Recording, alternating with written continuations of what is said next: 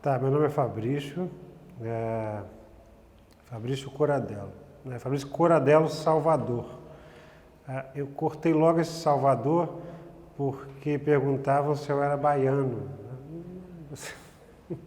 Aí eu passei a usar Fabrício Coradello só, né? Eu estudei artes aqui na universidade a partir de 96, né? E eu lembro quando eu cheguei aqui, minha primeira professora foi Thelma Guimarães, né? Primeiro dia de aula, ela já falou assim: nós aqui não teremos uma nota. Aliás, todo mundo vai ter 10, né? O meu protesto contra o sistema avaliativo é dar 10 para todo mundo, logo no primeiro dia de aula, né? Sinta-se à vontade para vir à aula, não vir e tal, né? Todos vocês já têm 10. Achei aquilo o máximo, realmente assim foi uma boa recepção, né? Era realmente o lugar da transgressão, né? Eu era bem novo, tipo rebelde sem causa, raspava a sobrancelha, né? E toda vez que eu produzia, eu buscava justamente isso, assim, causar o estranhamento, provocar alguma coisa, né? Aí, assim, os trabalhos que eu produzia. Uma vez eu fiz uma videoinstalação que era um casal que fazia sexo no banheiro de um ateliê que eu morava, e eu captava só os pés, depois expus isso com um televisor, com um lençol cobrindo, né? Você tinha a ideia de que realmente tinha um casal ali, e não tinha, né? Mas o que eu queria era isso, era provocar, assim, né? E partia, na minha inocência, muito desses temas assim que são realmente provocam, que é o sexo, a crueldade, a violência. Tinha um trabalho meu de fotografia que era alguém que perdia um dedo enquanto fazia um suco, uma vitamina, né? Hoje em dia não, eu percebo que é tudo muito mais tranquilo, mais calmo, né? Que o que o artista realmente busca é algo que acho que poucos sabem, né? O Piero Manzoni disse que tudo que o artista faz é arte, né? Ele latou fezes, né? Merda de artista. Então, eu produzi muito na época que eu estudava, depois eu saí da universidade, fui trabalhar com gestão cultural, com produção de exposições, e hoje eu sou um artista que não produz, né? Eu volto toda a minha atenção para o trabalho do outro, através de expografias, museografias, produzindo exposições em vários lugares, de vários formatos, né? Comecei isso aqui também no espaço universitário, como estagiário. Eu lembro que na época eu fiz uma mostra da Fátima Nader, aí Neuza me deu total liberdade, pode fazer, né? Aí eu pedi vários ursinhos de pelúcia e fiz a entrada da exposição, né? Um aglomerado de ursinhos e bonequinhos de pelúcia e tal. E na época já me criticaram, falaram assim: não, você está fazendo uma outra obra, né? Você não está sinalizando a exposição da artista, isso já é uma outra obra, né? E é sempre assim. Hoje eu vi na Ana Maria Braga, ela falando assim, que a única forma de você não ser criticada é você não fazendo nada, né? Aí a partir daquele momento eu já percebi que tudo que você faz tem que ser extremamente pensado e bem definido, né? Que a merda de artista do Piero Manzoni, na verdade, ela não é válida, né? E dentro desse universo do contemporâneo, onde tudo é permitido, né? Entre aspas, na verdade é tudo muito melindroso, né?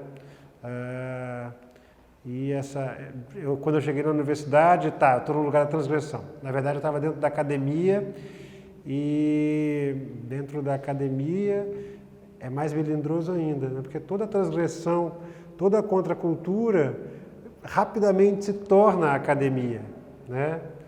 Então, o fazer de arte é como um outro fazer científico qualquer, né? Ele é todo medido, ele tem todo um sentido, começo, meio, fim, né? E essa liberdade, na verdade, ela é uma liberdade, ela é tosada, tolhida, né? Eu percebi isso cedo também, assim, dos sistemas todos que existiam, né? Eu estava passeando pela Vila Rubim e vi um vídeo sobre costurar, né? Era uma loja que vendia máquinas de costura e eles ensinavam a costurar através de um vídeo. Aí tive um estalo, vou fazer um vídeo, né? Um tutorial, né? Hoje em dia na internet você vê milhares de tutoriais de maquiagem, várias coisas, né? Vou fazer um tutorial sobre suicídio, sobre morte, né? Engraçado que eu nunca pensei em morte, eu nunca desejei morte, nada disso, né?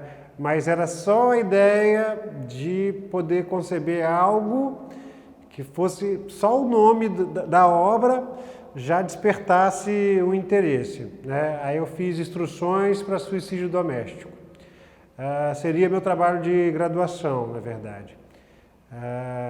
Eu tinha ganhado um prêmio no Salão Yazid e o prêmio era uma exposição. Eles chamavam de prêmio incentivo, né? Aí concebi essa mostra, era um vídeo, estava bem voltado para o universo do audiovisual, fazia direção de arte de cinema, fazia vídeos, né? Fazia vídeo instalação, era uma prática que eu gostava muito, você agregar à imagem um corpo físico, né? Uma vez eu fiz um trabalho que eu nunca materializei, era Norton e Juliana Morgado, e gostava muito de trabalhar com os artistas também.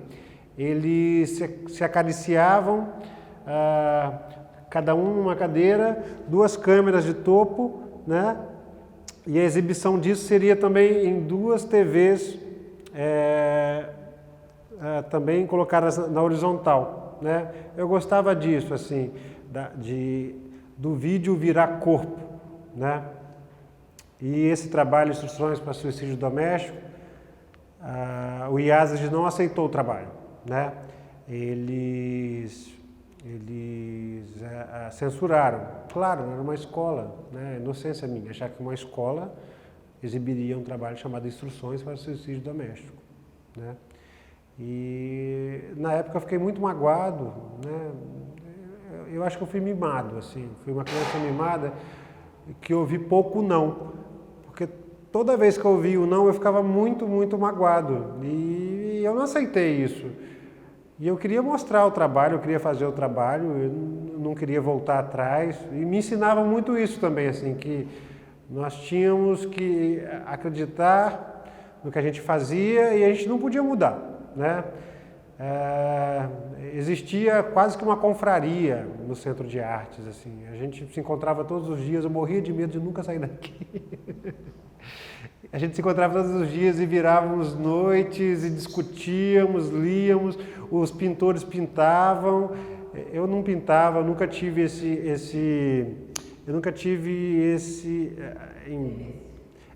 interesse, essa coisa assim, tá aqui o vazio, o material vai produzir. Não, eu sempre produzia pensando, era sempre um projeto, começava com uma centelha, uma ideia, né? E aquilo ficava dias e dias na minha cabeça, até eu tomar coragem, fazer um rascunho, rabiscar, anotar alguma coisa e depois produzir. Muitos não chegaram a ser produzidos, mas grande parte sim foi produzida. E eu ficava me agarrando a algumas ideias assim que ficavam na minha cabeça, que eram como sopros de esperança, entendeu? Talvez fossem as minhas telas, né? Os meus cubos de mármore. Me encantava assim todas as técnicas, né? Mas eu não vim para a universidade querendo imitar a realidade, querendo desenhar. Meu melhor amigo da época era Júlio Schmidt, a mão dele era mágica, tudo que ele desenhava tudo e pintava o que era escuro. Eu nunca me interessei por aquilo, assim. E eu gostava mesmo do pensamento, gostava da centelha, gostava de uma linha que significava muita coisa, né? E voltando para instruções para suicídio doméstico, eu fiz o seguinte: lá no IASIG, que é um espaço que nem existe mais, né? Eu exibi um trabalho chamado Link. Era só uma projeção feita com retroprojetor, né? De uma foto minha, jogado no banheiro, um autorretrato. E aqui na universidade eu mostrei instruções para suicídio doméstico, junto com o convite era uma cartilinha com os desenhinhos, eram 5 procedimentos para suicídio dentro de casa, né? Distribuí o convite, né? Foi impresso aqui na gráfica da UFES, tinha a logomarca da universidade, né? Aí alguém pegou, denunciou na Polícia Civil, o oficial de justiça foi lá em casa, né? Eu fui na polícia e falei que eu era ignorante, eu não sabia que abordar a questão do suicídio era crime, né? Ficou por isso mesmo. A universidade me chamou também, eles conduziram o discurso para que eu assumisse a culpa. Eu resolvi assumir, não culpei ninguém. Não, mas quem te permitiu? Não, fui eu. Não, ninguém sabia, fui eu. Né? Assumi tudo. Não teve... Não posso deixar de registrar. Mas eu assumi, eu preferia assumir. Eu não quis colocar ninguém na fogueira. Eu podia ter colocado, assim, na época, várias pessoas junto comigo, né? Mas não, né? Eu acho que ali também foi o fim da minha inocência, assim, né? Quebrou a inocência, né? E aí eu fiz outro trabalho, né? Quase como se estivesse pedindo perdão, que era Felicidade para Idas e Vindas, né?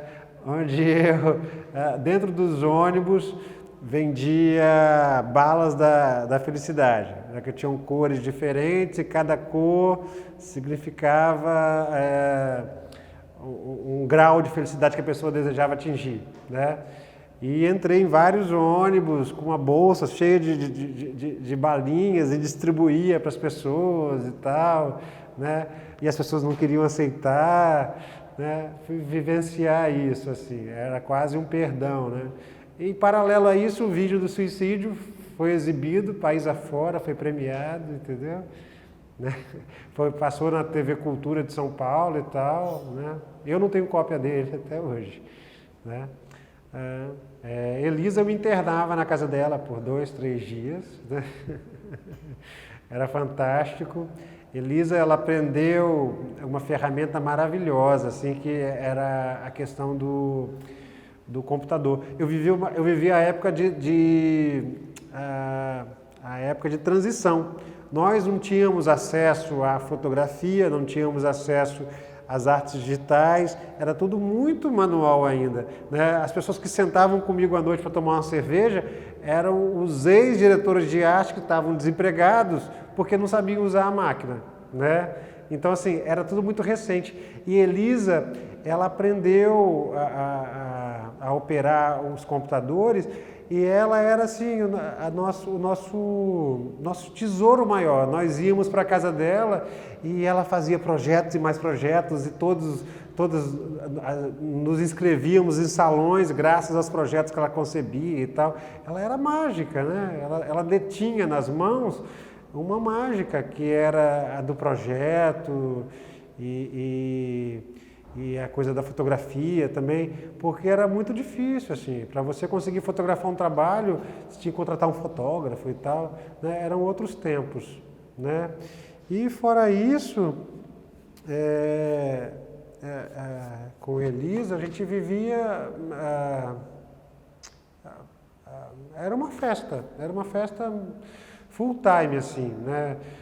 O fim de semana, vamos ao Museu da Vale, porque nós compra um monte de fruta, um monte de pão, toma aqui o dinheiro, que nós vamos fazer um piquenique, vamos fotografar para fazer um trabalho e tal. Então, assim, a gente não tinha mais limite do que era a vida, do que era a produção de arte, e junto com isso vinham os amores todos de Elisa, porque Elisa, né, transbordava amor, e Elisa não era nada discreta, né, assim, e ela sofria, e nós sofríamos juntos, entendeu? Então, assim, eu lembro de um fim de semana que eu passei com a Elisa, que era da alegria ao choro, ao desespero e tudo junto, mas depois estava tudo bem, tudo ótimo, né? Isso produzindo muito sem parar, entendeu? E a exposição Elisa, ela já tinha passado, né? E a própria Neuza me falou na época, falou para eu olhar para o sol meio-dia e oferecer aquela luz para ela. Eu não senti dor, né? Eu não pude ir lá para fazer o laboratório, lá no sítio onde estavam as coisas dela, mas todo o meu rito de sofrimento por ela ter passado já tinha acontecido já. Para mim foi uma homenagem linda, entendeu? Mas não tinha mais dor, entendeu? Eu acho que a dor passou assim, né? Eu fiquei meses sem ir em Jardim Camburi, né? Porque Jardim Camburi era o bairro de Elisa. Fiquei meses sem ir lá porque, aliás, acho que eu mudei, não sei se eu mudei de lá antes, porque era onde ela estava para mim, assim, entendeu? Esses dias eu vi uma foto, para falar que não existe dor, eu vi uma foto de um apartamento que dava com vista para aquela matinha que tem lá, que tinha perto da casa dela. Da casa dela a gente viu uma matinha da CST, da Vale, não sei, né? E aquela matinha é uma matinha, o verde da mata é um verde pálido, né? Então eu lembrei na hora, assim, na hora me veio aquela imagem, né? Era a vista que eu tinha da casa de Elisa, onde nós ficávamos dias e dias, entendeu? E eu, Elisa, Fran, o cachorro, e a menina que trabalhava com Elisa, entendeu? Mas teve uma coisa assim, mas passou, foi uma época. Eu não sou construído de saudade, eu prefiro sempre ser construído de esperança e de olhar para frente, assim, né? Eu não posso, eu não me dou ao luxo de me agarrar a coisas do passado, né? As homenagens são feitas, mas a dor tem que acabar sempre. Fabrício, a primeira vez que eu te vi foi no Simone, acho que 4, né? 3 ou 4, sem iluminação, mas como você iniciou a sua fala, né? A transgressão. Uhum. Você tinha raspado a sobrancelha, um cabelo muito bem cortado e uma bolsa super feminina, ultra feminina. Era uma frasqueira. Uma frasqueira. E eu te convidei para você ser monitor. Uhum. Na verdade, é uma mímese do que você representa, né? Eu sempre digo, você tem uma estética muito apurada, né? Está no sério, no seu sério. Toda a sua fala das obras, né, quando você diz não estou interessado em fazer a cultura, né? Mas a sua obra sempre traz para mim mais do que uma ideia, ela traz o sentido. Você busca um sentido, né? A ideia está por trás do sentido. Então você tem me lembro também daquele final de semana que nós passamos em Itaúnas. Sim. Construindo a exposição 5031. 5031. É uma exposição que reuniu todos os artistas que foram premiados de alguma maneira no Salão daqui, Brasil, enfim. Né? Depois você você migra, que para mim não é migrar, você junta esse trabalho ao trabalho de construção estética do espaço. Sim. Né? Você começou a falar um pouquinho dele, mas acho que você tem muito a falar, né? Quando você chega às tuas mãos, grandes ícones da história, né? E que você vai lidar com o espaço. Sim. Eu queria que você falasse um pouco dessa junção. Certo. Eu comecei falando da exposição de Fátima Nader, quando você me deu liberdade de colocar naquela parede ali da frente o amontoado de bonecos, né? Antes nós havíamos ido na casa dela, eu chamei o trabalho dela de pedófilo, né? Ela respondeu, não, isso é afeto, né? Isso não tem nada a ver com pedofilia, né? E na hora que eu juntei os bonecos todos, na verdade eu queria isso, né? Eu queria, além do trabalho dela, eu não queria interferir, mas eu queria, de certa forma, apresentar. Eu tinha uma parede de apresentação, apresentar o trabalho dela, né? Depois eu fui ser, muito novo, fui ser diretor de museu e eu precisava fazer as exposições, não tinha jeito, né? Vivíamos uma época que era até diferente da atual, né? Hoje, fazer exposições, as funções são muito divididas. Existe um designer gráfico, um cara que faz a museografia, um cara que vem e faz a iluminação, né? Naquela época não, a gente tinha que resolver tudo. E eu precisava fazer, eu tinha calendários e precisava fazer.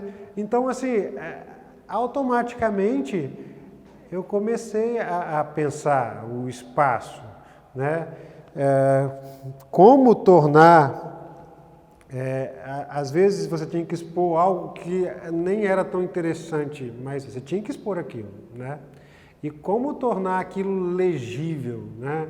Como proporcionar uma leitura que fosse clara daquele objeto, né? Eu já fiz uma exposição de um projeto do Sebrae dentro da Casa Cor, né?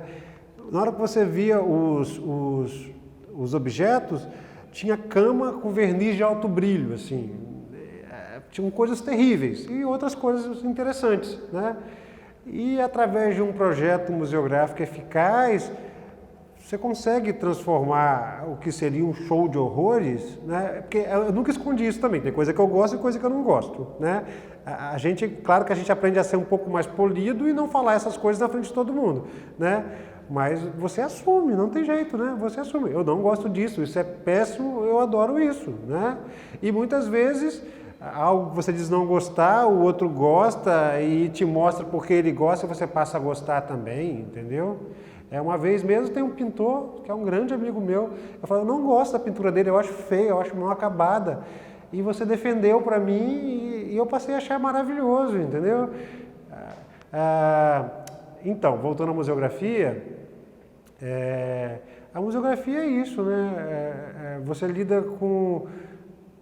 Tem uma palavra que eu gosto muito, são revestimentos.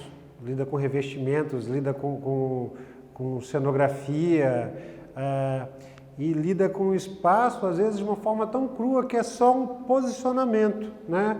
Você tira daqui e coloca aqui, né? A luz estava forte, você diminui um pouquinho, aí você cria um outro universo, né? A obra, que podia estar frágil, né? Ela ressurge, ela fica forte. Por exemplo, nós montamos, há uns 2 anos, aquele Wonderbra de Elisa, né? Eu peguei com você aqui os sutiãs que eram de algodão, que ela tinha feito, e era tudo muito frágil, já tinha um tempo, um material perecível, que, assim, né? E aí nós montamos a obra e eu cheguei lá e, assim, o trabalho estava tão fragilizado, estava tão triste, né? Eu fiquei desesperado, fui para casa, era fim do dia, né? Eu não dormia à noite, assim, né? Gente, o que eu vou fazer, né? Eu tinha vendido, eu tenho clientes, eu faço projetos, né? É tudo assinado, assim, e eu vendo o espetáculo, não tem jeito, né? Qualquer que seja a obra, se eu me comprometo em mostrá-la, ela tem que ser bem mostrada, tem que estar perfeito, tem que estar maravilhoso, tem que estar lindo. Na hora que o espectador entra, ele tem que suspirar. Se o projeto for meu, entendeu? Eu quero isso, eu quero atingir isso, né? E eu fui dormir, assim, péssimo com aquilo, né? Aí o iluminador, ele veio no outro dia cedo, ele chegou antes de mim, ele iluminou a obra, né? E na hora que eu entrei na sala, depois da luz feita, estava maravilhoso, estava mágico, né? Era só um artifício da iluminação. Tinha umas bolas que iam nos sutiãs que elas eram transparentes. Quando ele veio com a luz correta, do ponto correto, da distância correta na bola, aquilo refletiu na parede, né? E a cor da bola foi para a parede e o espaço inteiro virou o trabalho invadiu o espaço inteiro, virou uma instalação de verdade, assim, né? Deixou de ser um sutiã de algodão puído, que estava frágil, né? Deixou de ser um corpo murcho e passou a ser um corpo vibrante. Com o quê? Com a luz, né? Luz é museografia, luz é expografia também, né? Faz parte desse universo, né? Eu teve uma vez que me colocaram numa sala para defender um projeto, era cenografia, né? E foi com um bambambam aí do marketing de Vitória, e eles queriam vender uma mídia cara deles, e eu era o contraponto, né? Aí eu tinha que mostrar para o cara que a mídia do concorrente não era legal e que eu tinha que fazer um projeto que fosse interessante.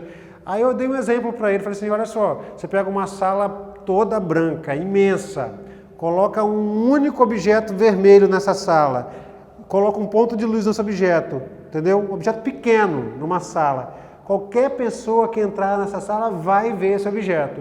Agora você pega um espaço todo poluído, cheio de comunicação visual, cheio de interferência, coloca o mesmo objeto com a mesma luz. Ninguém vai ver o objeto, né? Eu defendia, na verdade, a neutralidade do cubo branco, né? Era isso. Muitas vezes, agora não, acho que, né, eu deixei de ser inocente, mas eu trabalhava isso com coisas que eu percebia e juntava e sem saber dar nome, né? Mas tinha que vender o peixe, né? Até porque